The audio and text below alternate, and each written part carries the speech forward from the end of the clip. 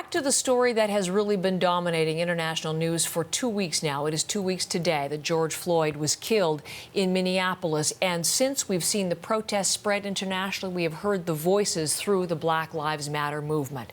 Want to play some video for you. A group of young black hockey players, they're in the Western Hockey League, on social media saying what the movement means to them. Here's some of their recording. I think BLM means, not so much as Black Lives Matter, but, to the true kind human beings in the world, like every life matters. It means hope. I'm hopeful that we can overcome this crazy time and that we can provide a good future for our children and our children's children. What BLM means to us is change. We're not asking for Black lives to be more important than anybody else. We're not asking for extra attention. We just want the same. We just want to be considered equal to everyone. We shouldn't be labeled as a threat just because of the color of our skin. We shouldn't have to walk in fear. We shouldn't have to use violence to get our point across. The black community is hurting. I know I'm hurting. Seeing innocent black people getting killed, it is hard to see, and it is hard to think every cop is not bad. Some of the young athletes in this video that people are sharing and thinking about, and I want to get the thoughts of someone that you've met on a number of occasions on our program. Daman Mason is a documentarian, fantastic documentary. Let's talk about Soul on Ice, past, present, and future. Now he hosts Soul on Ice, the podcast. He's back with us from Toronto this morning, and it's great to welcome you back, Kwame. Thanks so much. Hi. Hi. How are you doing? You were listening in to the introduction, those young hockey players, exactly what you've been speaking about for some time now. What's your reaction to hear what their thoughts are? I was so proud when I was just surfing Twitter and I saw that, I came across that Anthony Duclair from the Ottawa Senators, he retweeted that post, and I reached out to those boys right away, told them how much I was proud of them, and they're actually going to be on my podcast this Wednesday to further talk about their message. So overall, for me, I was just proud because, Heather, years ago, not even years ago, I would even say up to like 2 years ago, you would never see a black athlete in hockey speak out the way they spoke out. So, I commend them on their bravery. And in numbers, one after the next, it was quite extraordinary. On your podcast, that's a perfect segue into that. What have been the discussions that you've had on your podcast about what we've seen in the last couple of weeks? Yeah, lately it's been about, the feelings and the experience. I co-hosted with Elijah Roberts and Akil Thomas. Akil Thomas scored the game-winning goal in the World Juniors this past year. And I really love getting their perspective as young black males in this society. So we've been talking about that. Our last episode, we had PK Subban's father, Carl Subban. And for those who don't know, Carl Subban is a former principal.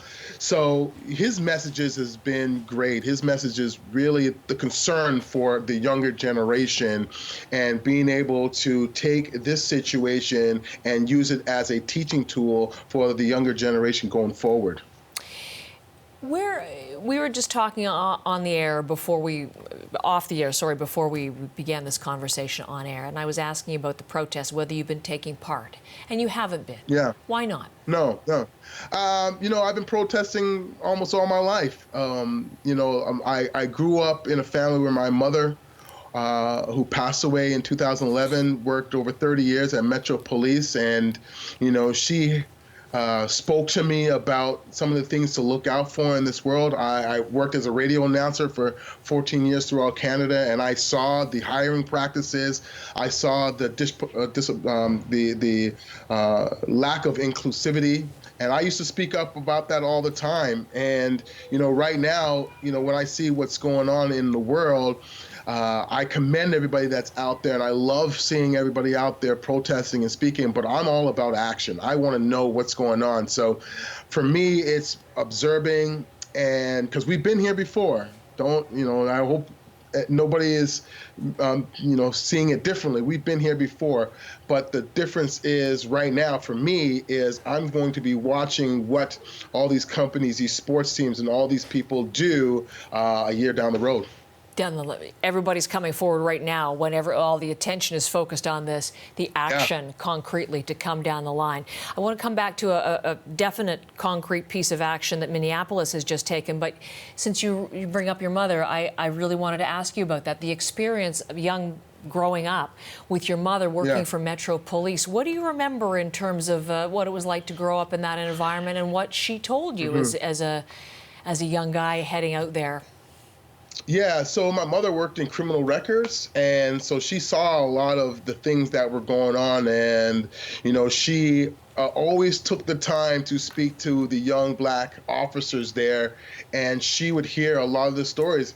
And she would tell me, like, honestly, and this is no disrespect to the Metro Police, like I always say, there's always good and bad in every situation. There's some great police officers out there, but there are also some bad ones. And she would make sure that I knew that when I was going out and if I was stopped by the police, to be respectful, to make sure my hands were, you know, where they can see them, and, you know, and just kind of, you know, as we say in the West Indies, walk easy and just make sure that I get home safe. So she was very concerned because she saw, you know, all the reports, and she saw all the situations that were happening, and she felt the need. And just like the majority of black families in North America do, they always sit down with their black children, especially the black boys, and talk to them about how to act when they're on the street. And around that time, growing up, I used to work, you know, again, like I said, in a radio station, and I used to work the club, so I'd be up late. And, you know, it was really interesting when I was thinking about that, because my mom would,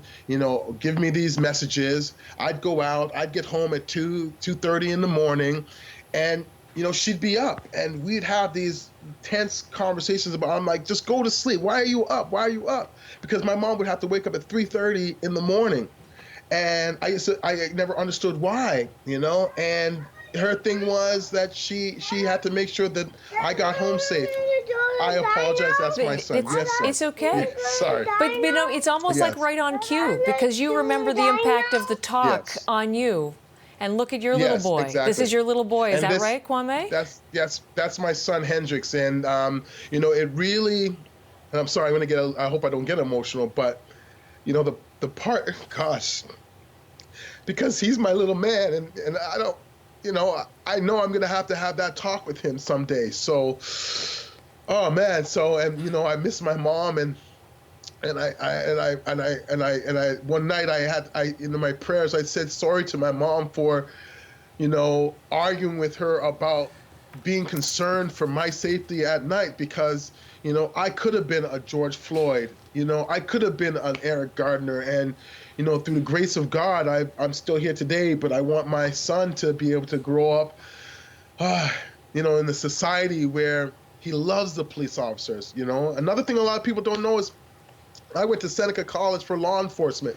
I was going to be a police officer, but, you know, I saw some of the guys that were, you know, applying for these jobs and wanting these jobs. And, you know, when I was going to school, it was right around the time of Rodney King. And I remember having these discussions in schools and how much they made excuses for these officers for beating this poor defenseless man. And I just said to myself, I can't do this. I can't conform to this. I could never do it. I could never be a part of something like that, you know? So, yeah, I apologize. Sorry. Listen, it's okay. I mean, it just totally underscores. And let me come back to it a second. Having seen he's a beautiful boy, Hendrickson. I mean, you're already thinking about when? I don't know how old he is. Is he 2 or 3 at that point? He's 2.5 right now. 2.5? Yeah. What, are you thinking about when to have that? He certainly is. When you'll have it? Yeah. Thinking about your mom, what you'll say? Yeah, you know, I think for his development, you know, just like my father did for me when I was very young, just to talk about our history. You know, I was blessed to have family members that talked about Malcolm X, Martin Luther King. We sat down and we watched the series Roots together when I was in public school, and we've had these discussions. So, you know, when he's I would say old enough to try to recognize good and bad, that's when I'm going to start having the conversations about, our history in this world, our history in this sport. And then, especially when he's a teenager, I think that's when we'll talk about, how to conduct himself when he's out there on the streets, because I want him to be a good human being. I want him to be a good role model, and I want him to be respectful to his elders, because, that's how I was taught when I was growing up.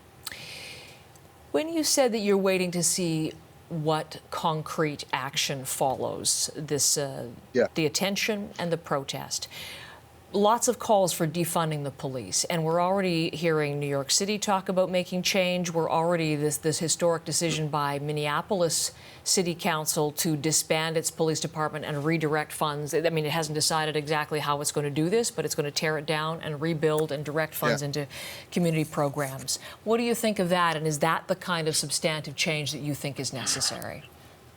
Yeah, I worry about that because I don't know what defunding the police means. Like, I know that all the time they defund arts and different programs throughout North America that are not working. So why not defund the police if it's not working? But what does that mean after? To me, it's got to be about making a statement and then showing what the action is. So. Okay, Hendricks, hold.